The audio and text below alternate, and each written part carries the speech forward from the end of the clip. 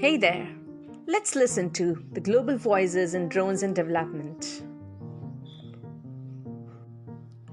These are a series of masterclasses, interviews, and discussion on the use of drones and drone-based technologies for sustainable development and social impact. So let's get started.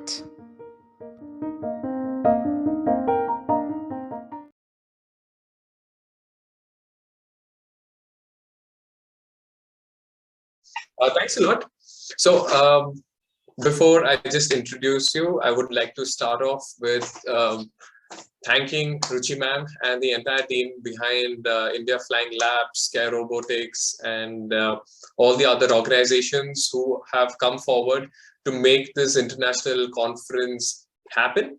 So I really appreciate Ruchi ma'am's efforts in putting together all of these speakers and getting the students from all across the globe to empower the youth, as well as to talk about what's happening in every part of this drone industry, right? There are so many parts, there's so much for all of us to learn. So thanks a lot, ma'am, and thanks a lot for giving us the opportunity to showcase and share all the knowledge that we have.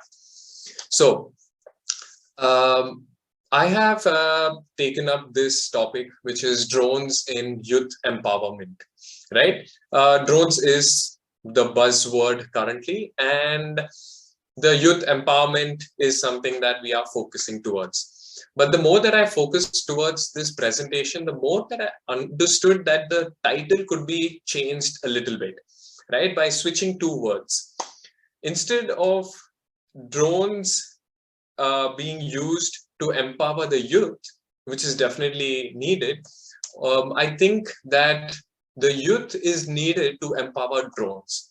So both of them have to go hand in hand. And I personally liked youth playing a vital role in the empowerment of drones as a drone ecosystem in a whole, right? So that being the topic, I would like to just sorry? Okay. So I would like to tell you, we can start off with the three whys, right?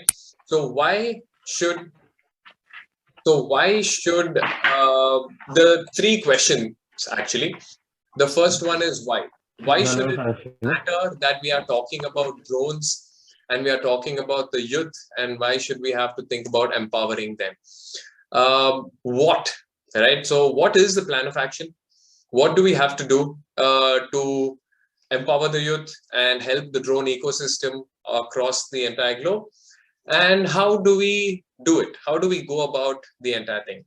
So before we go ahead, actually, there was, okay, not available. Okay, doesn't matter. So with that being said, I would like to just give a small introduction about who I am and what we do. So my name is Devesh, and I was a hobby pilot. As you can see, there are some drones in the back. We build them, we fly racing drones. The way that we fly them is by wearing goggles, and we see what the drone is seeing in real time, and then using a controller of this sort, we are able to control it. So we don't have to have a line of sight with the drone, but then we wear goggles. It's quite cool.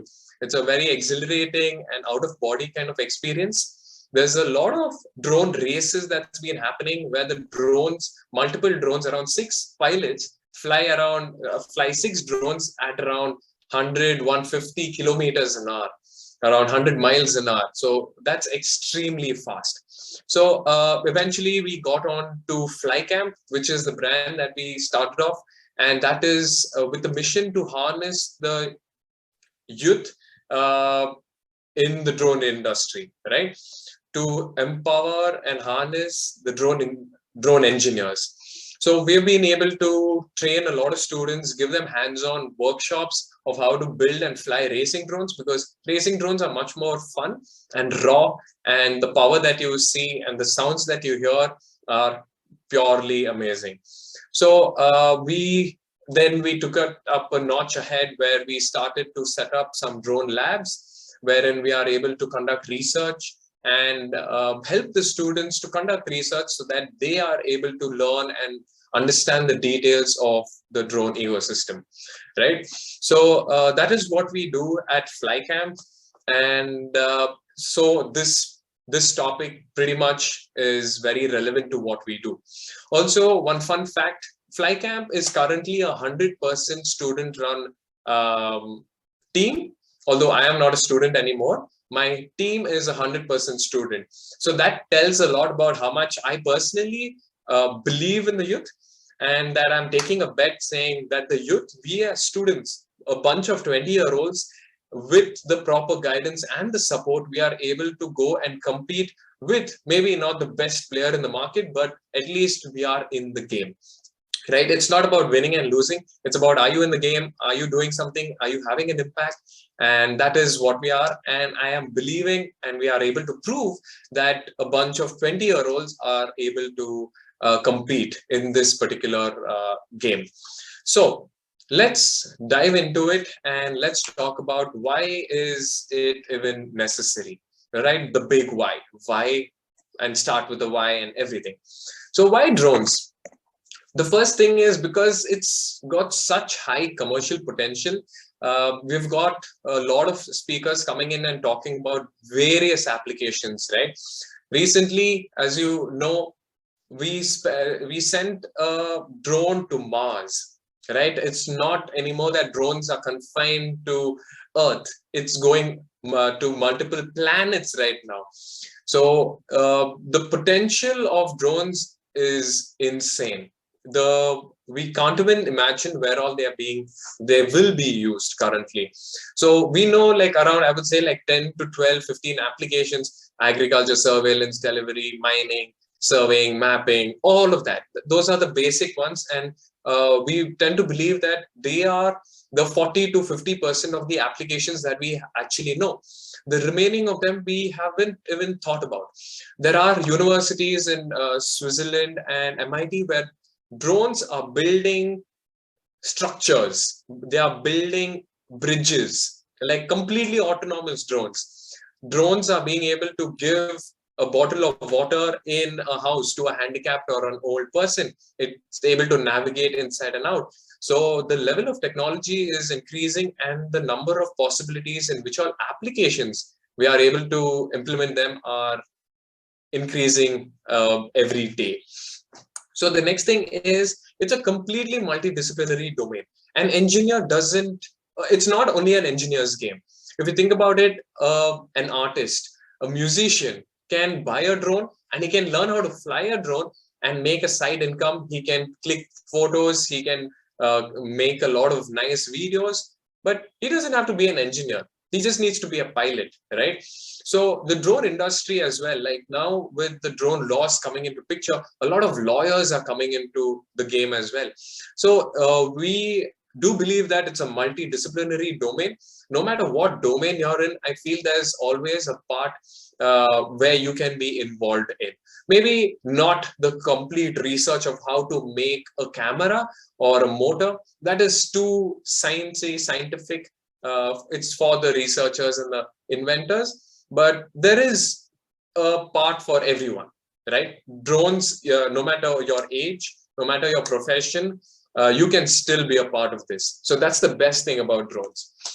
And the best thing is they are awesome, right? Hands down, they are the most coolest technologies that's there. Anything that's flying in the sky, we're like, oh wow, that's something cool. And something flying close to us, not aeroplanes and spaceship. Of course, they are cool, no doubt about it. But when they come closer to us and we see them with all these potential of spraying and like delivering some medicines and like taking some cool videos and everything, that's very cool. So drones are awesome. So we like to have a lot of fun while we are training and when we are researching. So drones is one of those industries that provides us that fun as well as a purpose, right? So you shouldn't do anything that's not fun, but you shouldn't do something that's not impactful or purposeful as well. So I felt the team as well believes that this is something that There's like that work-life balance. More than work-life balance, is about what you like to do and it's fun to do, right? So if that makes sense. So the next why is, why the youth? Why should we even talk about the youth, right? The biggest reason is that the Gen Z and the alphas who are born after around, I think, 2010 onwards, are born around technology. As soon as they are born, a 1-year-old or a 2-year-old, you know that they know how to scroll through YouTube and skip ads. And that's, nobody taught them, but they learned it all by themselves. And that's very fascinating to see that these kind of children are born with an intuition of how to work with technology, right? So we were, we and the older generations, we saw, we were born without any technology, but slowly we saw how technology came into our lives and how it started transforming our everyday lives. But for the Gen Z and Alpha, it's a completely new game for them, the 21st century.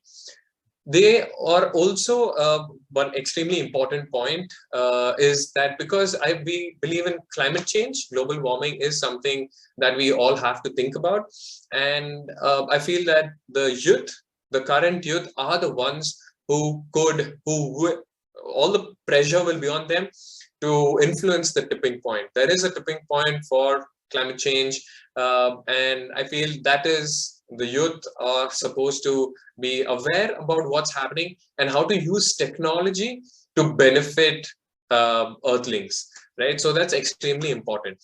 The other point with Gen Z I would like to say is that they are very purpose driven these days. They're not going to do if they don't like to do. Maybe it's because of social media, it's because of anything else, right? Maybe they're just wired in such a way that I could call myself, although I'm a millennial, I do vibe and I understand a lot of children because I deal with a lot of students on my day-to-day basis. So it's really, we want to find something that's exciting, that has a purpose, and it makes sense to us. We are not gonna, and we've been able to question a lot of things. Why should we do this? Why, just why, right? If it doesn't make sense, we are not going to believe it. Stay hands down. So that is why we need the youth, the big why. And why should we empower the youth or help drones as an ecosystem? It's purely just for a sustainable future, right? So it's to make life better, life easy, increase the quality of life, and all of that. It's the bigger picture, right? So what should we do? It's not what can we do, what everything. There are some things that we should do. And the first thing that we should do is to be able to train. We need to educate the youth, right? Being able to tell them what all technologies are out there, how to implement them, giving them the mentorship of our experience, and basically just to be able to educate them, because that's step number one. Without being able to educate the students or to train them, you can't go to the second step, which is research. Research helps you to come out of the box. A lot of ideas come in, right? So what do you do? How can you take this drone and can you take this sensor and you can combine them and create a new application, right? That happens only, you can connect the dots. You will be able to connect the dots only if you know what the dots are, right? The dots are the knowledge. Striking the lines between the dots is called research, right?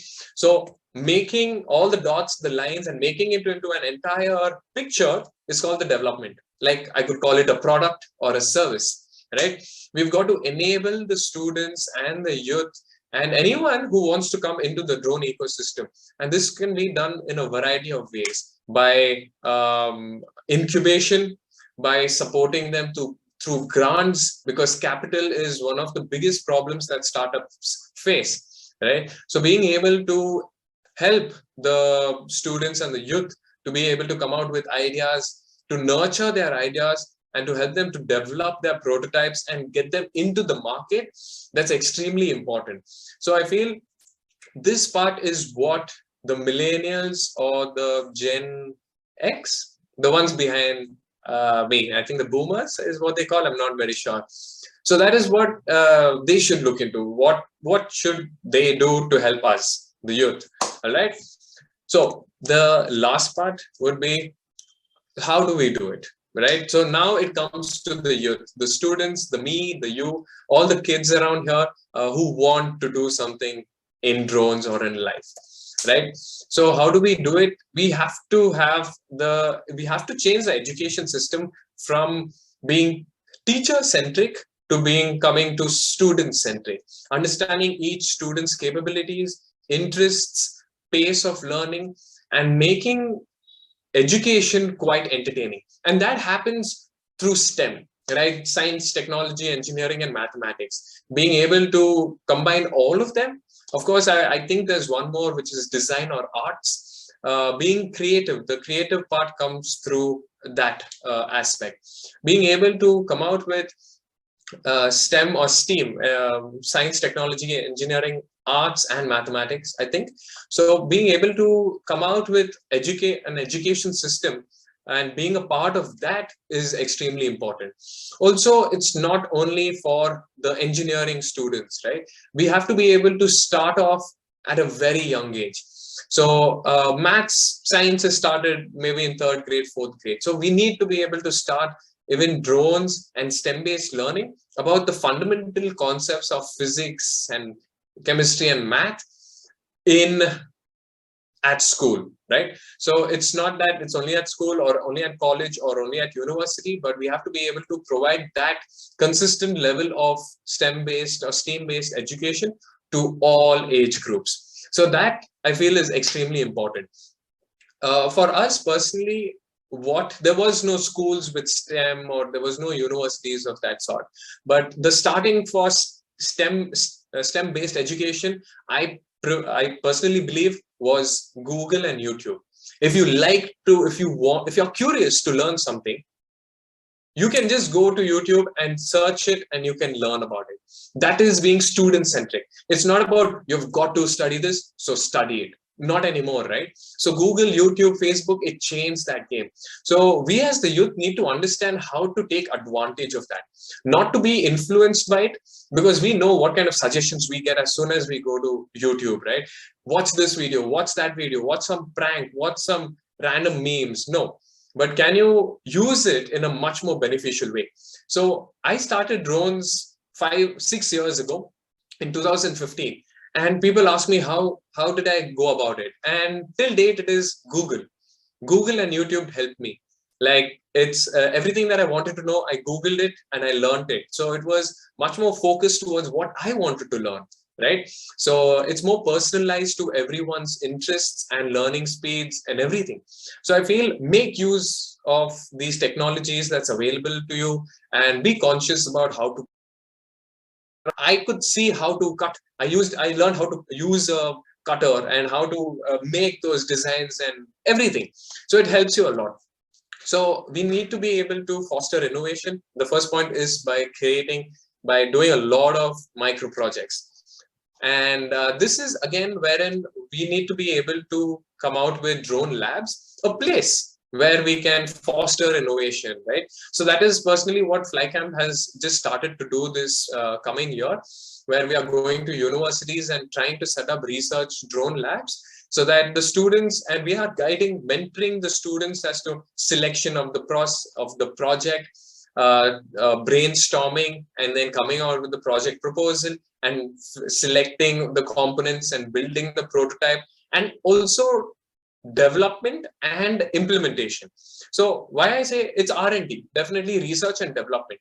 You research on some concept and you develop it. But we feel that there's one more step, which is the I, which is implementation. You cannot just build a product and keep it on the shelf. You've got to build a product, you research, you build a product, and you've got to test it. That testing, no matter if it's not for business, it's just go to your friends and show it. If you've got a neighbor, go and show it to them, see, this is what I'm thinking, and get some feedback from them. If you can get from the actual people who are going to potentially use it, right? If it is a farmer or a fireman, right? So just go and show it to him and demonstrate, because he'll give his inputs, and dude, you're gonna start working more towards it. You feel a little liable saying, okay, I've gotten some feedback, can I make it, can I do some improvement? And that is how you do it. Be better at what you just did, right? So constant improvement, start other projects. So we've got to be able to foster innovation through drone labs. Thinking about it, it's going to be a very fun space of where a lot of cool things are going to happen, right? And I think the last one is by conducting events, right? That especially attract the youth. For all those students who don't know what a drone race is, I would definitely urge you to go ahead and YouTube drone race, right? Drone Racing League is a company that does just amazing races. There's another concept of a drone swarm. Intel has been flying like 3,000 drones and creating like images, 3D images in the sky. So we need to be able to attract the youth, because if you don't attract the youth, then they're not going to be interested in doing any kind of development or training or research. A lot of the students, I wouldn't say students, although they are being aware about what's happening. I feel the older generations need to be more aware, like the parents. So this is why I say this is because as we go to a lot of schools, I would say like 100, I would say, okay, 90% of the students are excited and interested in coming to our drone workshop. But once they go home, they talk to their parents and then they tell, Ma, drone workshop, I want to take part in this. And they say, no, why? Why do you want to? Do you want to go and become a wedding photographer? Because that's actually the response that we have gotten. Why do we have to train our students on drones? So will they become a photographer? We don't want him to become a photographer, because all that they can think about when we say the word drone is the white color DJI Phantom flying at events and taking pictures and videos. That is it. So I feel we should be able to change that perspective of the parents and talk to them and make them more aware about the potential of these drones. Right. So these kind of events, as we are right now, the international conference, it's amazing events, from the small scale events to extremely large scale events, from webinars to seminars to hackathons to just meetups to expos. I'm pretty sure a lot of different countries have various types of expos where drone companies come and they showcase their products. So India is also coming forward with it. A lot of events are coming this year and the next year. So we are super excited, because that's a place where we all can network. Even the students can come in and they know that, oh, this company is cooler than that company. I would like to be a part of that company. Can I apply? Can I talk to someone? Network, right? So that's extremely important. So being able to conduct different sorts of events, right, is extremely important of how we would be able to empower the youth. So it's a very different way of how we even think about how we should empower the youth. It's not the regular thing saying the regular way that we've been able to empower them by giving a leadership talk and by motivating them. I feel motivation doesn't work these days, because the Gen Z and stuff like that, it's there, what they like. If they have that feeling, they're going to do it. So we've got to think differently, right? The millennials and the boomers, we've got to think differently of how we can use technology, how we should understand the youth, and how to go about that to make life much more sustainable. So with that being said, this is the short talk that I wanted to give in this presentation, and voila, I feel this is a recipe for a sustainable future.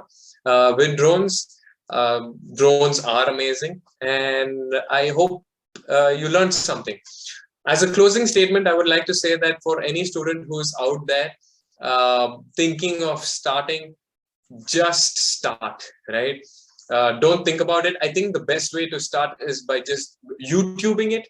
I'm a very video-based person, so I love YouTubes.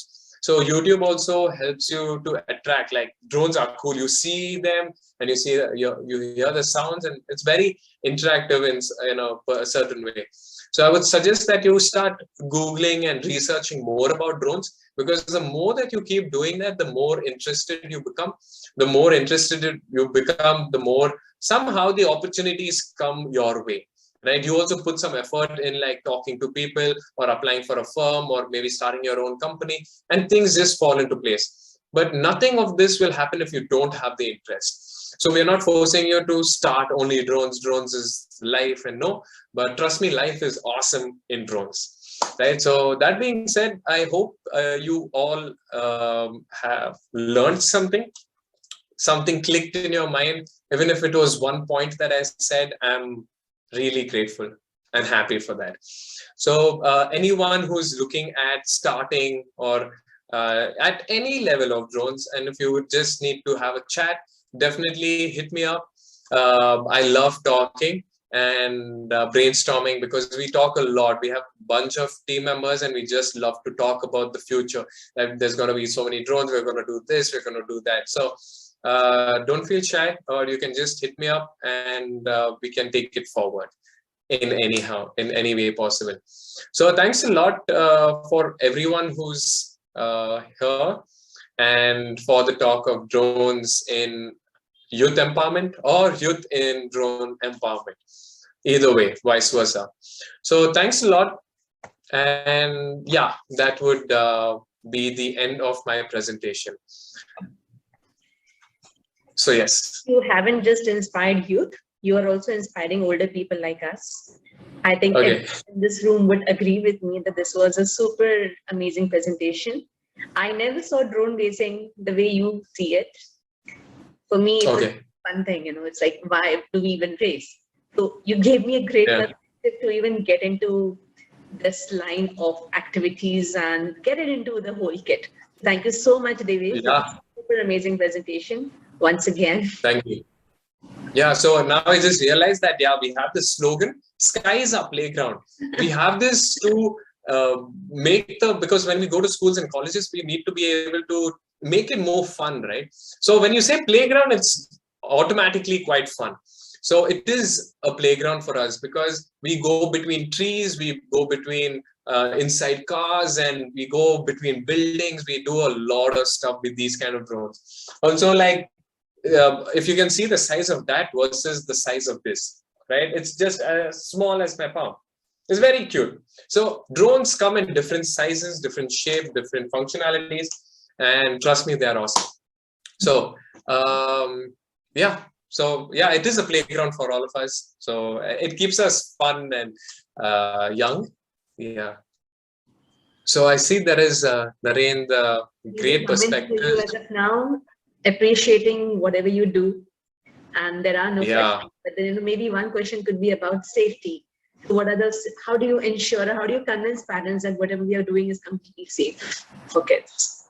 Yeah, I think that's one extremely big problem, because the motors, they spin at high RPMs and it's quite open. So the best thing is that we use these smaller drones, which is much more easier to convince students and the teachers, saying it's safe because it's got propeller guards all around it. And this particular drone is called the DJI Tello EDU version. It has one extremely awesome feature. One is it's easy to fly, but the second one is it has a crash detection system, meaning that as soon as it thinks that it's hit something, the first thing that it's going to do is switch off the motors. So there's no damage to maybe the drone or to anyone. So if you go to our website, which is flycamp.org, you'll see like a bunch of students just so excited. And all that excitement is because they crashed. When they're flying, they're happy. But when they crash, they're super excited because they don't see drones crashing, right? They don't experience that. So it's an extremely important, it's a fun experience. But so the one thing that we have been able to focus currently is how do we take concepts of this and how do we translate into something like this? Because one of the biggest feedback that we got was we were making the students build one of this, But then later, after building, we made them fly this.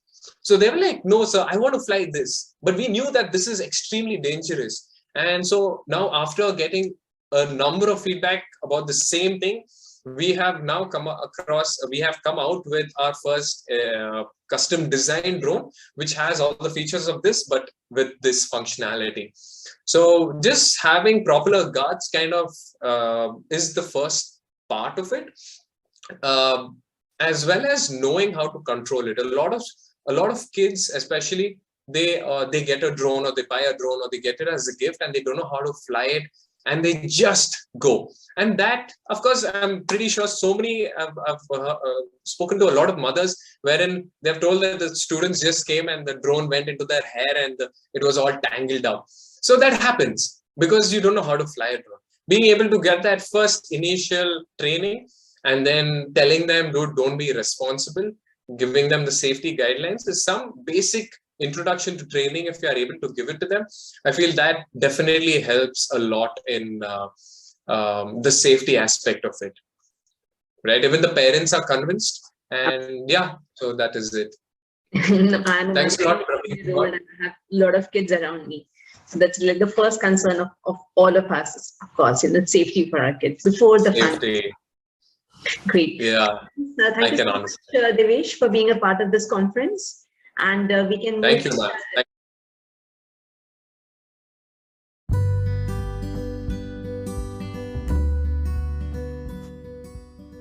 Hey there.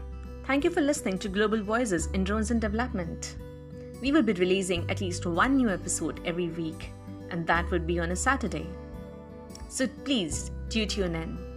And you're most welcome to join the Global Alliance on Drones and Development, where we would be having podcasts, videos, masterclasses, meetings, discussions, and much more. So see you around. Thank you for listening.